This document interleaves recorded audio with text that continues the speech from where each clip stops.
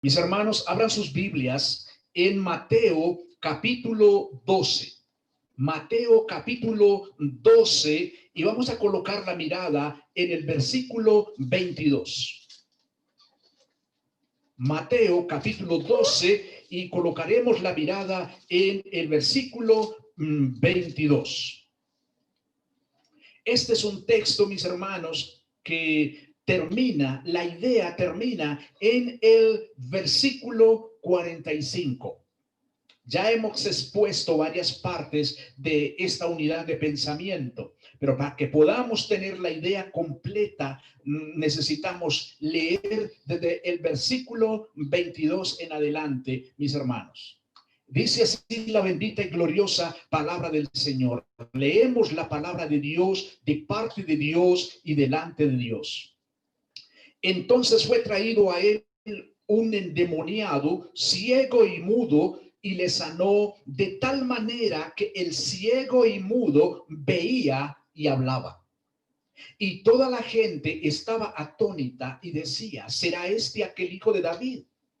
Mas los fariseos al oírlo decían: este no echa fuera los demonios, sino por Belzebú, príncipe de los demonios. Sabiendo Jesús los pensamientos de ellos, les dijo: todo reino dividido contra sí mismo es asolado, y toda ciudad o casa dividida contra sí misma no permanecerá. Y si Satanás echa fuera a Satanás contra sí mismo, está dividido. ¿Cómo pues permanecerá su reino? Y si yo echo fuera los demonios por Belzebú, ¿por quién los echan vuestros hijos? Por tanto, ellos serán vuestros jueces. Pero si yo por el Espíritu de Dios echo fuera los demonios, ciertamente ha llegado a vosotros el reino de Dios. Porque ¿cómo puede alguno entrar en la casa del hombre fuerte y saquear sus bienes si primero no le ata, y entonces podrá saquear su casa? El que no es conmigo, contra mí es, y el que conmigo no recoge, desparrama. Por tanto os digo, todo pecado y blasfemia será perdonado a los hombres, mas la blasfemia contra el Espíritu Santo no les será perdonada.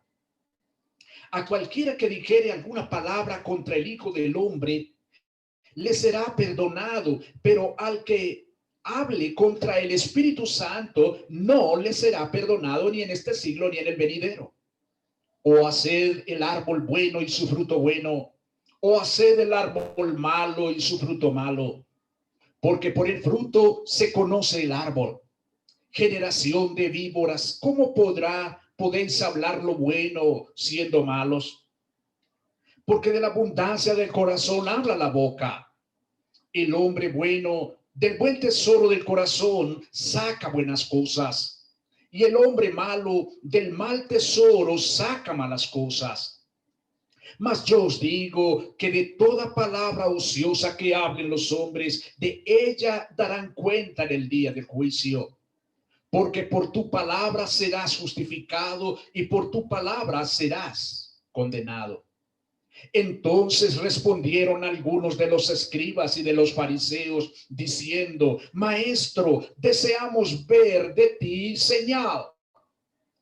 Y él respondió y les dijo: la generación mala y adúltera demanda señal, pero señal no le será dada, sino la señal del profeta Jonás. Porque como estuvo Jonás en el vientre del gran pez 3 días y 3 noches, así será el Hijo del Hombre en el corazón de la tierra. Así estará el Hijo del Hombre en el corazón de la tierra 3 días y 3 noches. Los hombres de Nínive se levantarán en el juicio con esta generación y la condenarán, porque ellos se arrepintieron a la predicación de Jonás. Y aquí más que Jonás en este lugar. La reina del sur se levantará en el juicio con esta generación y la condenará, porque ella vino de los fines de la tierra para oír la sabiduría de Salomón. Y he aquí más que Salomón en este lugar. Cuando el espíritu inmundo sale del hombre, anda por lugares secos buscando reposo y no lo halla. Entonces dice: volveré a mi casa de donde salí. Y cuando llega, la halla desocupada, barrida y adornada. Entonces va y toma consigo otros 7 espíritus peores que él, y entrados moran allí. Y el postrer estado de aquel hombre viene a ser peor que el primero. Así también acontecerá a esta mala generación. Señor, una vez más suplicamos que abras nuestros corazones para entender, Señor, los preciosos detalles que hay en el texto que hemos leído, Señor.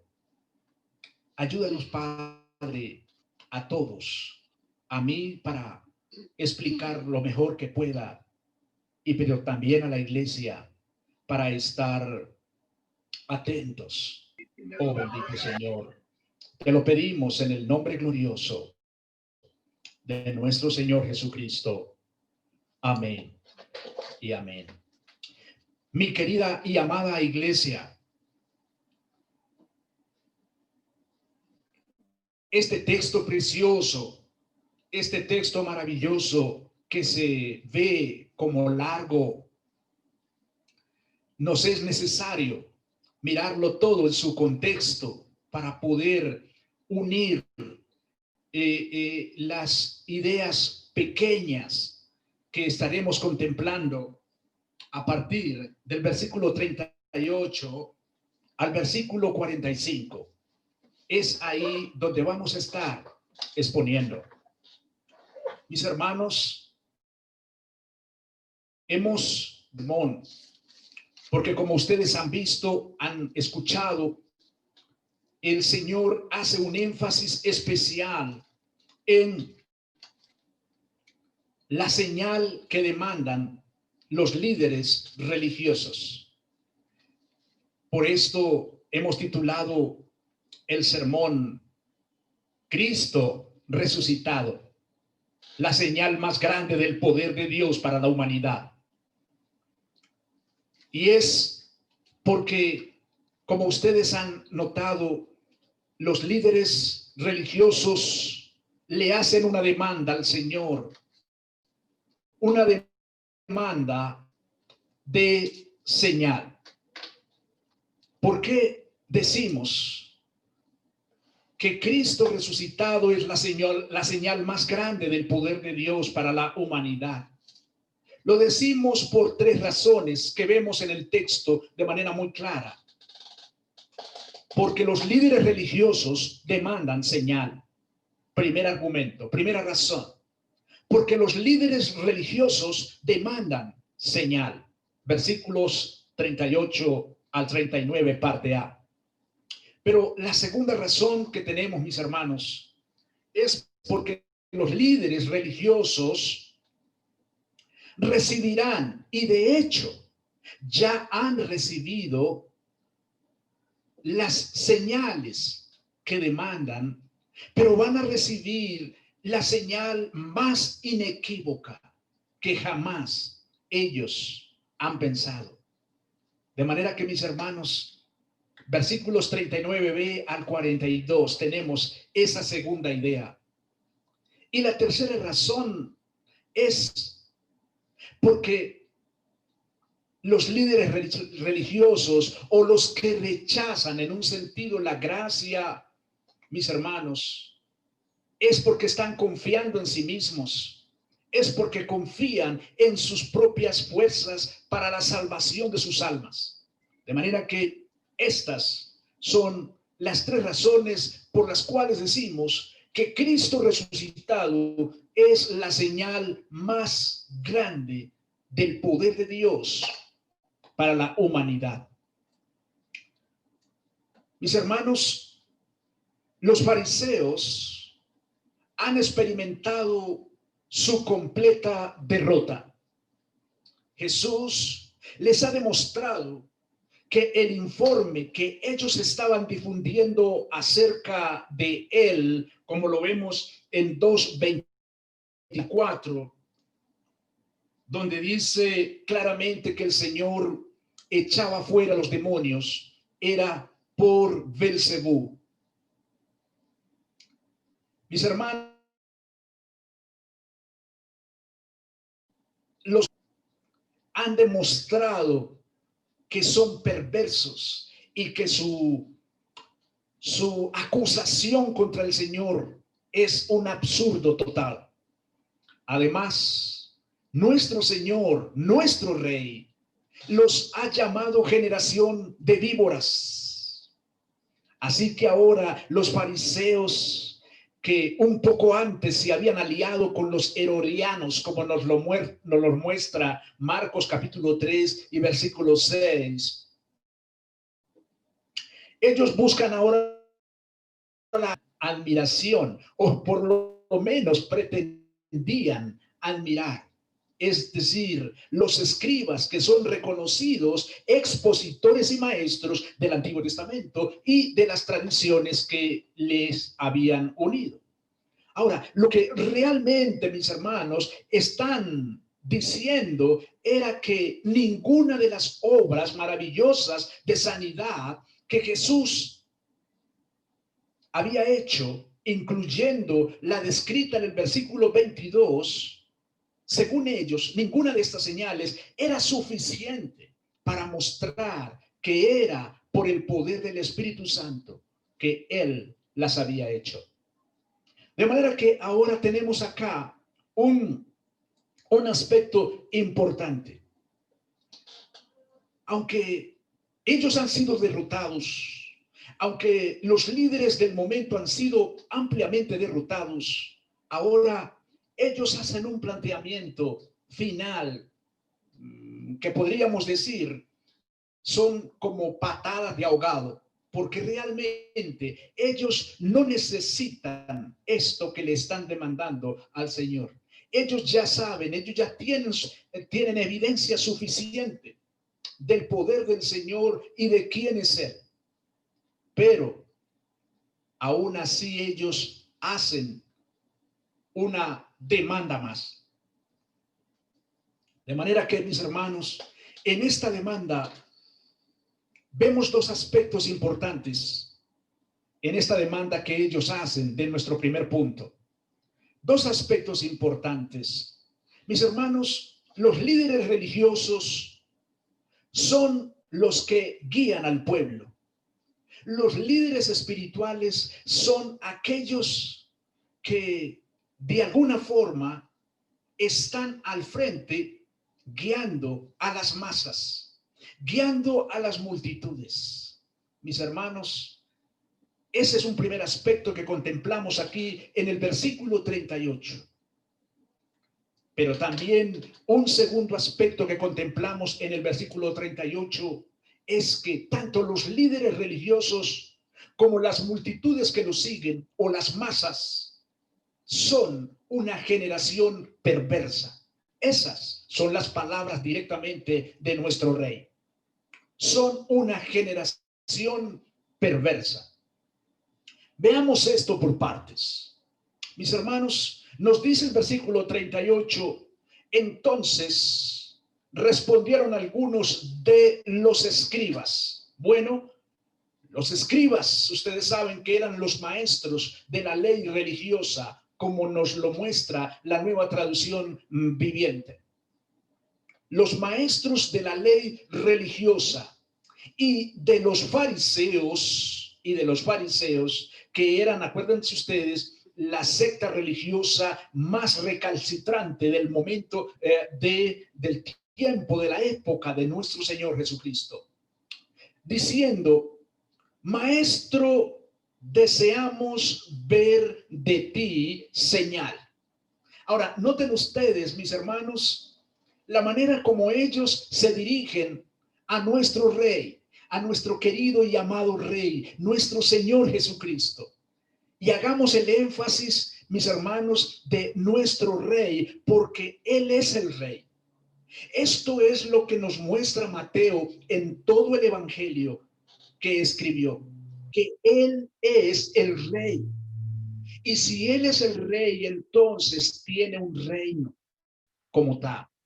Mis hermanos, se le acercan a ellos, pues, a Él, estos líderes religiosos, y le plantean: maestro, deseamos ver de ti señal. Ahora, ellos le dan el título honorífico de maestro, mis hermanos. Y realmente lo que ellos están haciendo, porque son unas víboras, son unas serpientes, lo que ellos están haciendo realmente es aparentando respeto, mis hermanos. Ellos están aparentando respeto cuando realmente lo que intentaban era tentarle.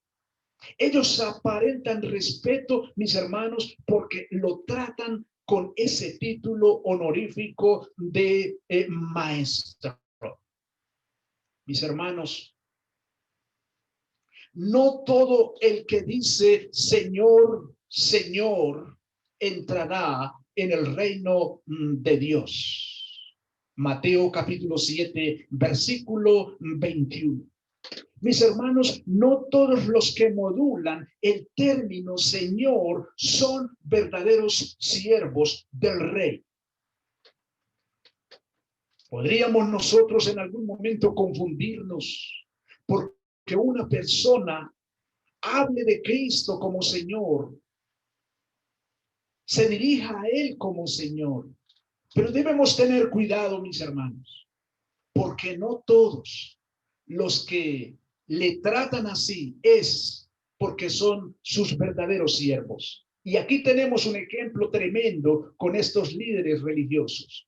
Lo tratan de maestro, dándole respeto, pero realmente no es así. Ellos tienen otra intención. Y en el segundo aspecto que contemplamos, mis hermanos, en este punto, es el que contemplamos en el versículo 39.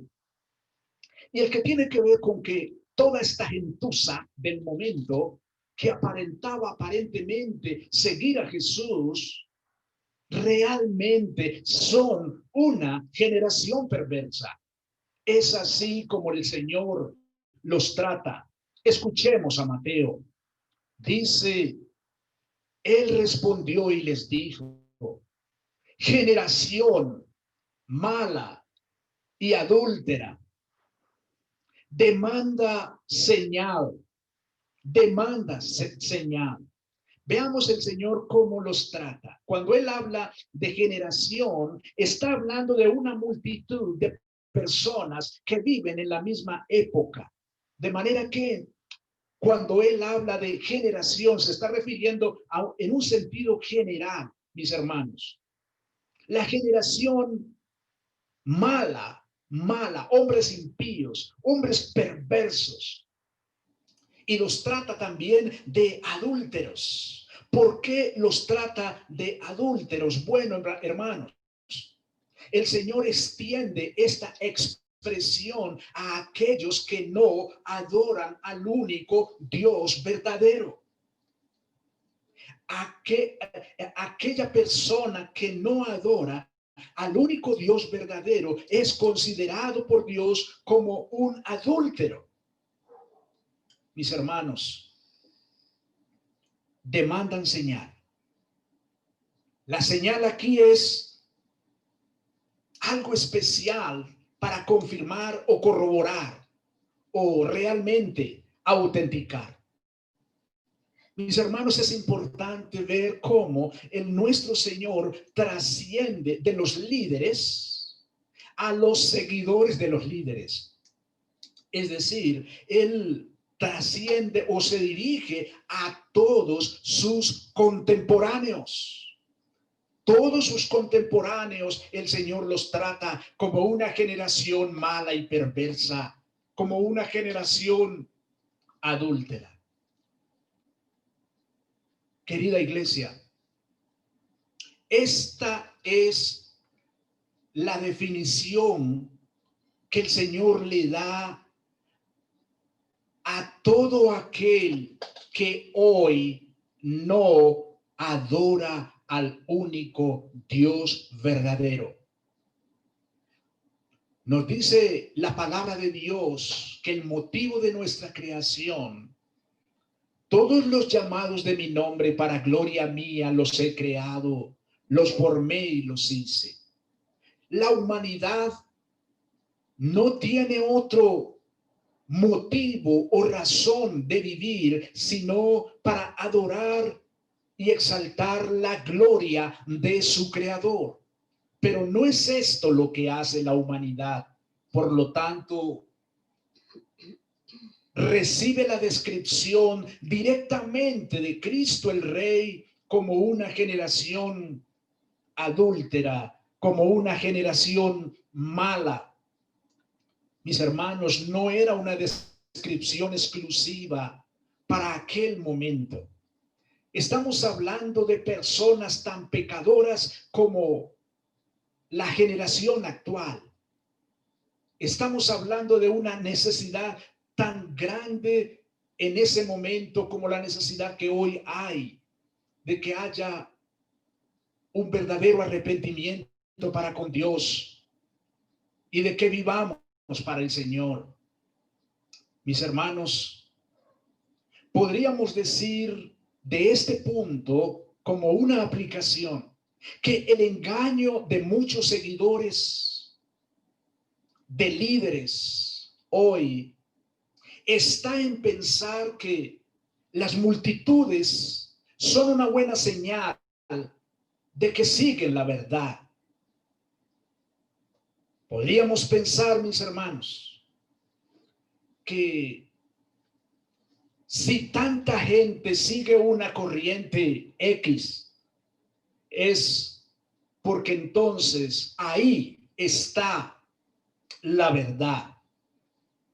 Querida iglesia, tenemos que tener cuidado de eso. Tenemos que tener cuidado de eso. Las multitudes que seguían a los líderes religiosos de la época del Señor Jesucristo podían pensar que era la verdad, pero el Señor les dice que toda esa generación, lo que son realmente, es una generación mala y adúltera. Tenemos que tener cuidado, mis hermanos. ¿Qué tipo de líderes estamos siguiendo? ¿Qué tipo de liderazgos humanos estamos siguiendo? ¿Hacia dónde nos están conduciendo? ¿En qué dirección nos están llevando? Tenemos que ser cuidadosos de eso. Mis hermanos, podemos pensar por momentos que porque somos pocos en esta misión, tal vez es que estamos equivocados o vamos en la dirección que no es. Yo te animo, hermano, hermana, a considerar, ¿nos conducen por la palabra de Dios? ¿Nos conducen por la palabra del Señor? ¿Es ahí donde estamos siendo conducidos? ¿Hacia donde estamos siendo conducidos? Esa debe ser la pregunta de cada uno de nosotros. Y esto, hermano, nos lleva a nuestro segundo punto. Y es el que tiene que ver con las señales que ya han recibido esta generación o los líderes religiosos que habían demandado la señal. Las señales que ya habían recibido, pero que también iban a recibir, y que consiste en la más grande señal que ellos podrían imaginar. ¿Qué señales habían recibido ya ellos? ¿Y por qué les digo, mis hermanos, que ya las habían recibido? Bueno, no olviden que ellos tenían el Pentateuco. Ellos tenían el Antiguo Testamento. Al tener el Antiguo Testamento como tal, ellos conocían la obra que Dios venía desarrollando en todo el tiempo. La obra del Señor no se había detenido. Si bien es cierto, mis hermanos, Malaquías es el último libro del Antiguo Testamento y hay un espacio de tiempo de 400 años de silencio hasta Mateo. Como dicen muchos, que podríamos pensar que el Señor dejó de obrar en esos 400 años, pero realmente no es así. El Señor, mis hermanos, viene obrando todo el tiempo. El Señor está obrando todo el tiempo. Aquí tenemos la señal que tenían los líderes religiosos y que muy seguramente, por lo menos los líderes, los expertos o los estudiosos del Antiguo Testamento tenían que conocer esta señal. Es decir, la del profeta Jonás. El Señor les dice claramente, pero señal no les será dada, sino la señal del profeta Jonás. La señal del profeta Jonás. Mis hermanos, todos nosotros como creyentes debemos de conocer esa preciosa historia, ese precioso relato del Antiguo Testamento, y que definitivamente para nuestro Señor Jesucristo es un relato histórico, no es un mito, no es un invento, sino que es un relato plenamente histórico, por cuanto el Señor Jesús lo trajo en ese momento a recuerdo de los líderes religiosos. La Nueva Traducción Viviente dice: solo una generación maligna y adúltera exigirá una señal milagrosa, pero la única que les daré será la señal del profeta Jonás. Y a continuación el Señor, hermanos, va a mencionar lo más grandioso, lo más precioso, y que es el núcleo de este sermón. Dice el versículo 40, porque como estuvo Jonás en el vientre del gran pez, y ellos sabían por el relato bíblico, como estuvo Jonás en el vientre del gran pez 3 días y 3 noches, 3 días y 3 noches, así estará el Hijo del Hombre en el corazón de la tierra 3 días y 3 noches. Mis hermanos, veamos este aspecto glorioso y precioso por partes. El Señor siempre usó los preciosos ejemplos para enseñar de manera sencilla y contundente lo que tenía para enseñar a sus oidores. Ante la prueba o ante la señal milagrosa que le están pidiendo, el Señor les dice a ellos que no hay más señales, que hay una que va a ser única, que va a ser suficiente. Les trae entonces, mis hermanos, al recuerdo la señal del profeta Jonás y el tiempo que él duró en el vientre del gran pez.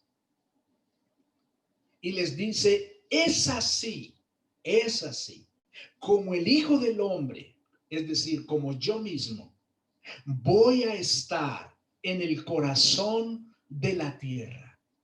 Ustedes lo van a ver. Esa va a ser la señal más grandiosa que ustedes, y no solamente ustedes, mis hermanos, toda la humanidad. La resurrección de Cristo es la señal más grande dada a la humanidad, mis hermanos. No existe otra señal más grande. El hecho más glorioso fue la resurrección de nuestro Rey de entre los muertos.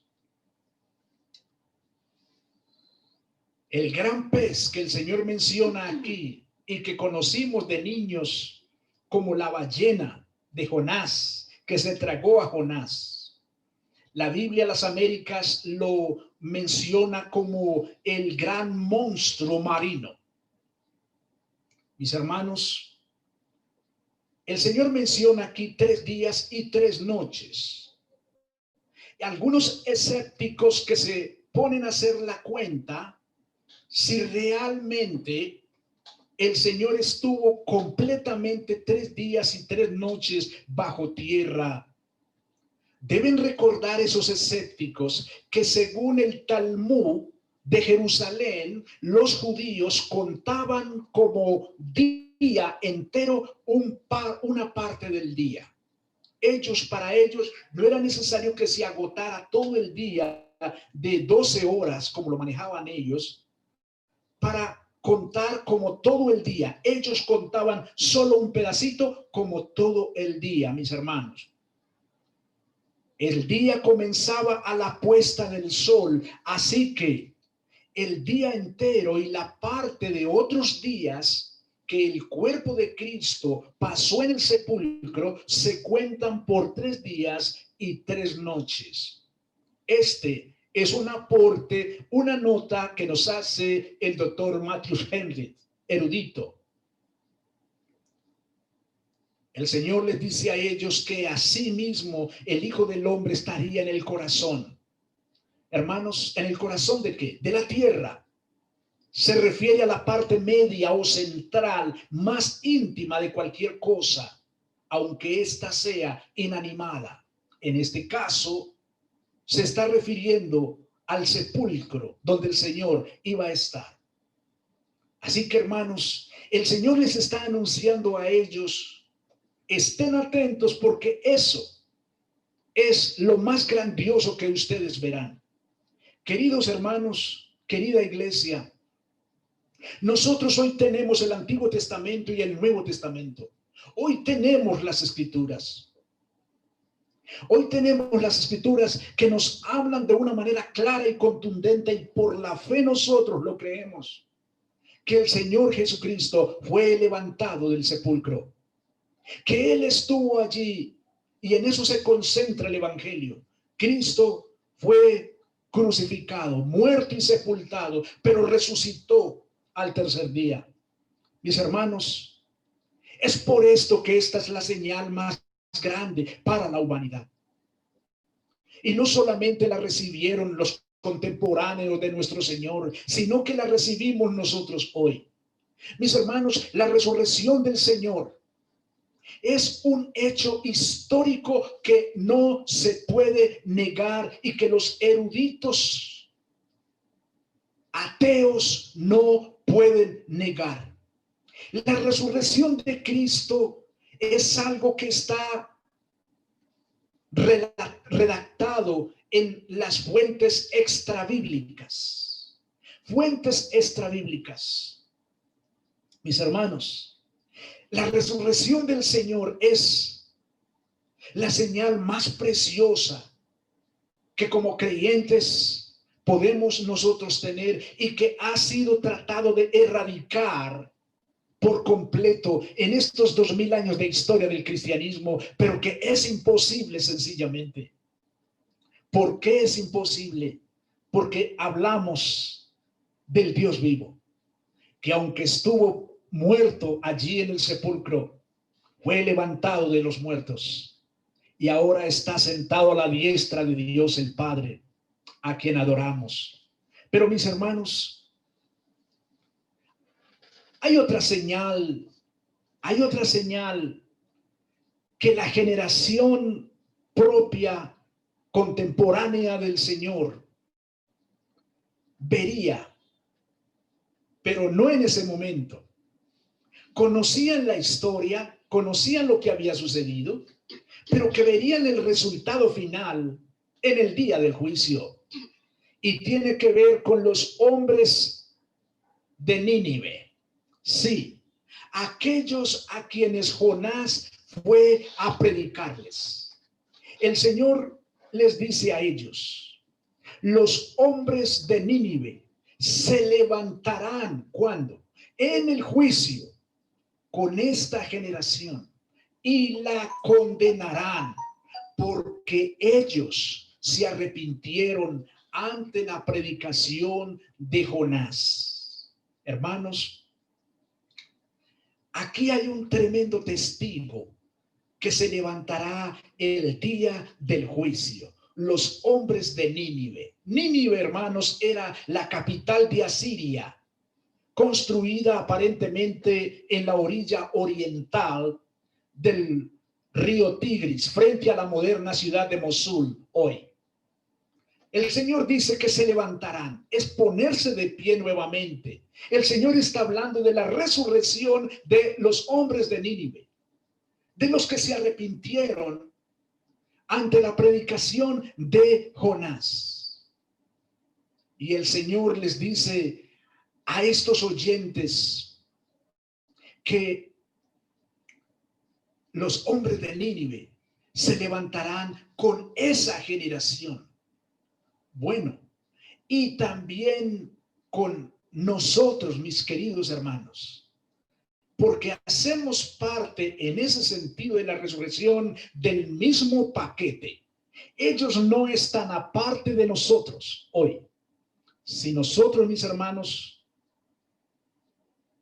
habremos pasado a la presencia de la gloria, a la presencia del Señor antes de su venida, quiere decir entonces que igual que ellos, nosotros nos levantaremos en el día del juicio, o el Señor nos levantará en el día del juicio también. Es un solo evento, un solo paquete, mis amados hermanos.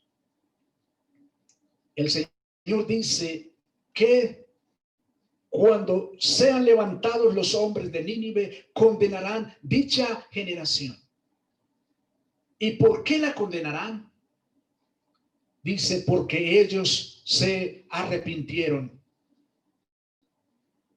ante la predicación de Jonás. El Señor, o la Nueva Traducción Viviente, nos dice lo siguiente: ahora alguien superior a Jonás está aquí, pero ustedes se niegan a arrepentirse. Pero ustedes oyen mi mensaje y no cambian, aunque yo soy más importante que Jonás. Hermanos, qué acusación tan tremenda la que el Señor les hace. Aquí hay alguien más grande, aquí hay alguien superior a Jonás. Esto va a suceder en el día del juicio, pero hoy ustedes tienen aquí a alguien que es superior a Jonás. Él se está refiriendo a él mismo, queridos hermanos. Hoy el Señor Jesucristo sigue obrando salvación a los hombres por su Espíritu Santo. Sigue todavía con paciencia obrando salvación. Pero como nos dice la Nueva Traducción Viviente, pero ustedes oyen mi mensaje y no cambian, aunque yo soy más importante que Jonás. Mis hermanos, este es el diagnóstico actual. Los predicadores se mueven por el mundo. Los predicadores se mueven por el mundo, pero los hombres hacen caso omiso a la predicación del precioso mensaje. Pero hermanos, aquella generación contemporánea de nuestro Señor tendrá también en el día del juicio otro testigo, y es la reina del sur.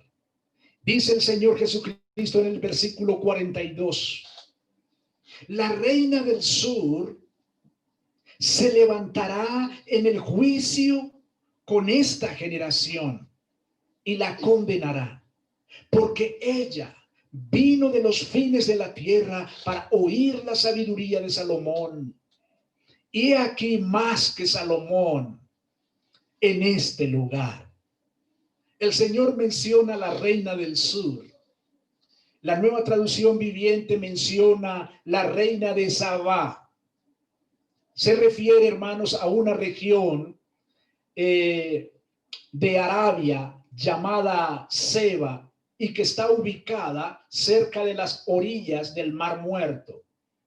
Esta historia de cuando la reina del sur visitó a Salomón para escuchar de su sabiduría, ustedes la pueden encontrar en el primer libro de los Reyes, capítulo 10 y versículo 1 en adelante. Allí pueden encontrar el relato detallado de esta visita que hizo la reina de Sabá a Salomón, y que el Señor Jesús lo menciona acá de una manera preciosa. También el Señor está indicando que esa visita de esta reina es un dato histórico, algo que realmente sucedió.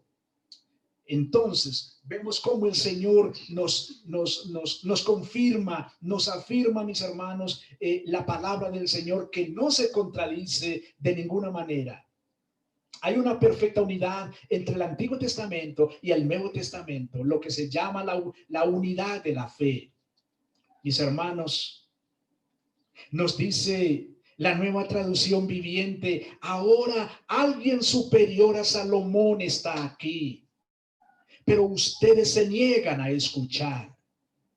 La traducción al lenguaje actual dice: pero ustedes no quieren escuchar mis enseñanzas, aunque yo soy más importante que Salomón. Queridos hermanos, venimos estudiando Mateo, a Cristo como el Rey. Hemos estudiado a Colosenses, a Cristo como superior y supremo. Y aquí el Señor, mis hermanos, nos está indicando que Él es superior a Jonás, que era el referente que tenían los judíos en ese momento. Que Él es superior a Salomón, que era un referente que tenían los judíos en ese momento. El Señor está indicando: yo soy superior a ellos, pero ustedes no me quieren escuchar. Ustedes no quieren responder en arrepentimiento ante mi predicación.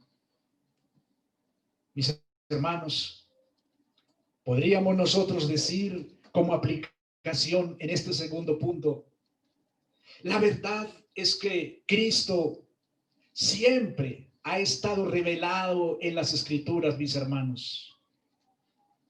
Pero esta verdad de nuestro Señor Jesucristo no es atractiva para el corazón perverso de la humanidad. Mis hermanos, nuestro Señor ha estado revelado desde Génesis 3:15, cuando se menciona por primera vez el Evangelio de Cristo. Pero es una verdad poco atractiva para el hombre. Es una verdad poco atractiva, mis hermanos.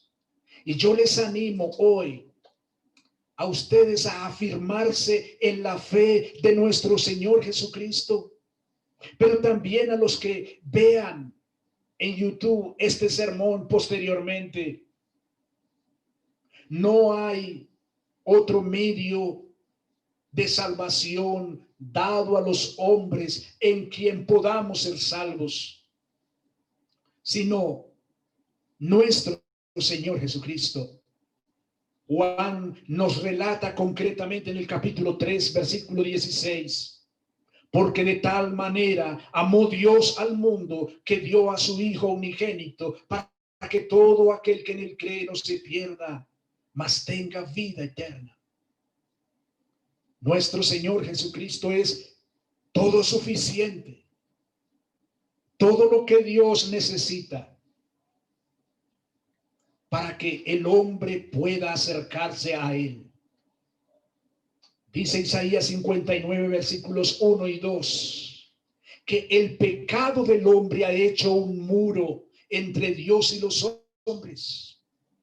Ese muro, esa barrera fue derribada en el madero de la cruz por nuestro Salvador, por nuestro Señor Jesucristo. Y nos da la firmeza, La resurrección de nuestro Señor de los muertos nos da la firmeza el hecho de que Él vive y que le adoramos ahora como el Dios vivo. Mis hermanos, y esto nos permite contemplar el tercer aspecto del por qué la resurrección del Señor es la más grande señal para la humanidad. Mis hermanos, vemos con tristeza en esta última parte, versículos 43 al 45. Así como en aquel momento, hoy, hay quienes rechazan la gracia y rechazan la gracia de Dios porque confían en sí mismos, porque adoran el gran ídolo de sí mismos, porque confían en sus propias fuerzas para ser salvos, porque confían en sus propias obras, porque confían en el ídolo en el que se han convertido de sí mismos y rechazan la bendita gracia. ¿Qué es lo que vemos aquí, hermanos? Bueno, en primer aspecto que vemos es que el Señor menciona algo acá que aparentemente no le vemos como mucha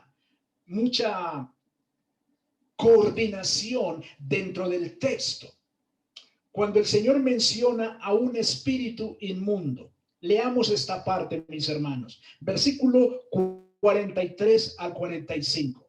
Dice: cuando el espíritu inmundo sale del hombre, anda por lugares secos buscando reposo y no lo halla. Entonces dice: volveré a mi casa de donde salí, y cuando llega la halla desocupada, barrida y adornada. Entonces va y toma consigo a otros 7 espíritus peores que él, y entrados mora allí. Y el postrer estado de aquel hombre viene a ser peor que el primero. Así también acontecerá a esta mala generación. Bueno, ¿a qué se estará refiriendo el Señor aquí? Porque pareciera, hermanos, que no encontramos coherencia entre lo que Él viene diciendo y cómo es que ahora Él menciona un espíritu inmundo que sale a buscar un lugar de reposo. Bueno, hermanos, devuélvanse por favor a el versículo 24, al versículo 24, y observen conmigo lo que el Señor menciona en el versículo 24. Aquí en el 43 el Señor habla de un espíritu inmundo que sale del hombre. La pregunta es: ¿por qué sale del hombre? La otra pregunta es: ¿por qué regresa nuevamente y toma posesión? ¿Cierto? Yo creo, hermanos, que en la inquietud nos la puede resolver el versículo 24. Noten ustedes que el Señor dijo, que dice aquí Mateo: mas los fariseos al oírlo decían: este no echa fuera los demonios, sino por Belcebú, príncipe de los demonios. Ahora, sabiendo Jesús los pensamientos de ellos, les dijo: todo reino dividido contra sí mismo es asolado, y toda ciudad o casa dividida contra sí mismo no permanecerá. Si Satanás echa fuera a Satanás contra sí mismo, está dividido. ¿Cómo pues permanecerá su reino? Y si yo echo fuera los demonios por Belcebú, ¿por quién los echan vuestros hijos? Por tanto, ellos serán vuestros jueces. Hermanos, en tiempos de Jesús, y lo podemos contemplar también en el libro de los Hechos, habían judíos exorcistas, aparentemente echadores de demonios, aparentemente que liberaban a personas de demonios. Cuando el Señor dice aquí, hermanos, ¿por quiénes los echan vuestros hijos?, era una manera de referirse a los discípulos de algunos rabinos del momento. Una forma de referirse era como discípulo o como hijo. El Señor aquí usa el término hijo. ¿Por quiénes echan los demonios? Sus propios discípulos. Es lo que el Señor les está diciendo. Sus discípulos, ¿por quién, por medio de quién echan los demonios? De manera que, hermanos, es interesante de por qué yo menciono aquí que ellos están rechazando la gracia porque confían en sí mismos. Mis hermanos, el confiar en sí mismo implicaba que no se era liberado totalmente de la posesión demoníaca, no se era liberado totalmente, mis hermanos. Y es por eso que el Señor dice, cuando el espíritu inmundo, hablando de un espíritu inmundo como en el sentido moral, impuro, como tal. Cuando ese espíritu inmundo sale del hombre, anda, viaja por lugares secos, deshabitados. Aparentemente ha habido una limpieza en la persona que confía en otras prácticas distintas para renovar su mente moralmente, para establecer su comunión con Dios, pero acude a prácticas diferentes rechazando la gracia de Dios. Mis hermanos, el Señor dice que sale y anda por lugares secos buscando descanso porque ha sido expulsado aparentemente de donde estaba, pero al no encontrar un lugar, al no encontrarlo, mis hermanos, dice el Señor Jesucristo que ese espíritu inmundo dice, volveré a mi casa de donde salí, y cuando llega la haya desocupada, vacía, barrida y adornada, o sea, limpiecita. Aparentemente ha habido una renovación mental del hombre, aparentemente ha habido una renovación del corazón del hombre, pero es solamente una apariencia, mis hermanos, porque rechazar la gracia de Cristo es confiar en nuestras propias fuerzas, y el hombre nada bueno tiene para renovar su corazón, porque si así fuera, no había sido necesario el sacrificio de nuestro Señor y Salvador Jesucristo. Dice entonces que ese espíritu inmundo que fue expulsado va y toma 7 espíritus o 7 demonios peores, más malvados que él, y entran y moran, entran y viven allí, mis queridos hermanos. Se refiere a tomar posesión de los cuerpos de los hombres, entran y moran allí. Queridos hermanos, les pregunto, si estos demonios entran y moran allí en aquella persona, ¿por qué tienen la capacidad de morar allí en aquella persona? ¿Por qué tienen la capacidad de morar allí? ¿Por qué regresan nuevamente y moran allí? Hermanos, sencillamente porque el lugar está deshabitado, el lugar está barrido, está limpio en las propias fuerzas del hombre como tal, pero allí no mora el Espíritu Santo de Dios. Como no mora el Espíritu Santo de Dios allí, encuentran el terreno desocupado y entonces vienen y continúan haciendo morada allí. Mis hermanos, el Señor aquí obviamente no está hablando de creyentes, está hablando de aquellos que confían en sus propias fuerzas, en sus propias obras, como confiaban los judíos que rechazaban la gracia de Cristo Jesús. Él está hablando de ellos, mis queridos hermanos. De manera que podemos ver aquí la confianza en sí mismos para ganar el favor de Dios, versículo 43.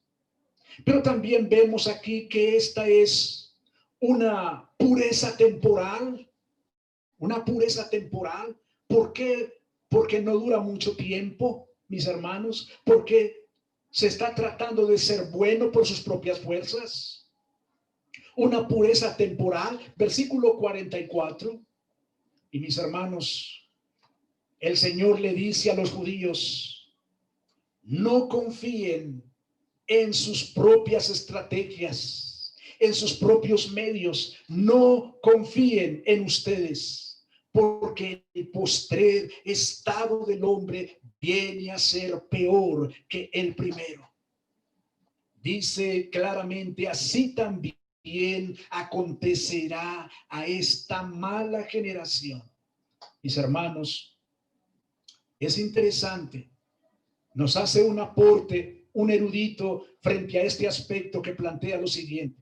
La aplicación de la parábola muestra claramente que Jesús se está refiriendo al cuerpo de la nación judía. Así acontecerá también a esta generación malvada, versículo 45 y parte B. Está resistiendo y rechazando finalmente el evangelio de Cristo en su tiempo. Es lo que nos dice Matthew Henry. La opinión de los judíos era que los demonios, cuando eran sacados de los hombres, se retiraban a lugares desiertos y solitarios, pero si volvían a hacerse dueños de ellos, los atormentaban con un mayor furor. Otro erudito plantea aquí nuestro rey hace referencia a una reforma moral en la que el hombre aún confía en sus fuerzas y no da lugar al Espíritu de Dios.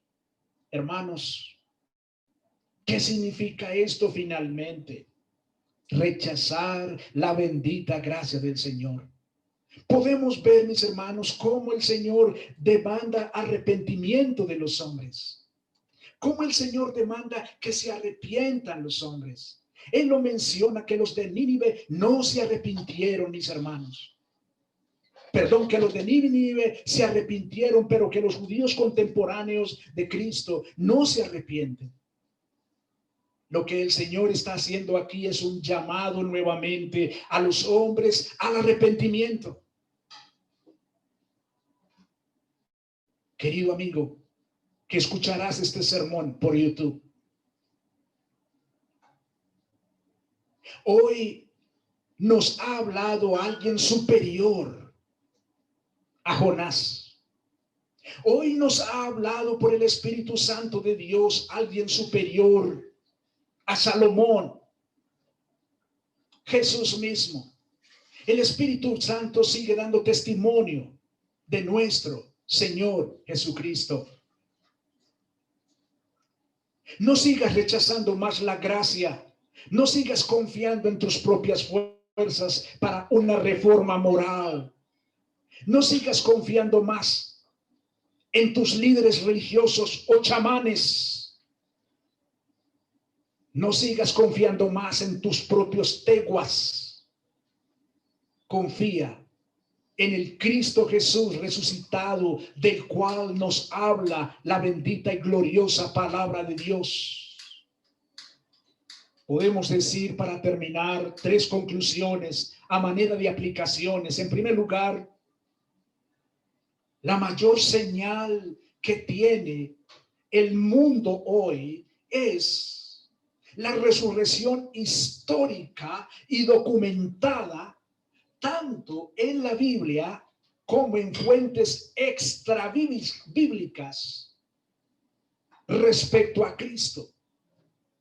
Y es así que en las fuentes extra bíblicas tú lees AC y DC, antes de Cristo y después de Cristo.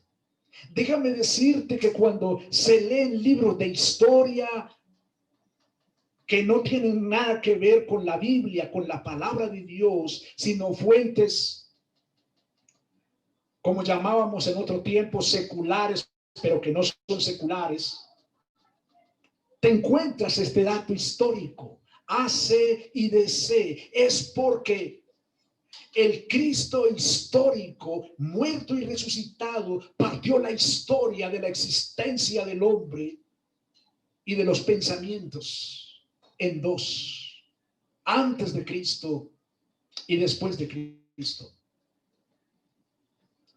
Una segunda aplicación que podemos hacer, mis hermanos, es que en el texto se observa una demanda reiterada del rey llamando a los hombres al arrepentimiento.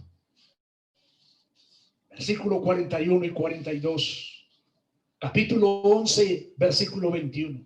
Hay un llamado reiterado a que los hombres se arrepientan de sus pecados y pongan su fe en la persona de Cristo. Y una tercera conclusión o aplicación, mis hermanos. La humanidad que rechaza la gracia de Cristo hoy será condenada con esta generación incrédula contemporánea de Jesús. Escúchalo bien. Quien rechaza la gracia hoy será levantada el día del juicio para ser condenada junto con aquellos que rechazaron la gracia de Cristo en el tiempo de Cristo, cuando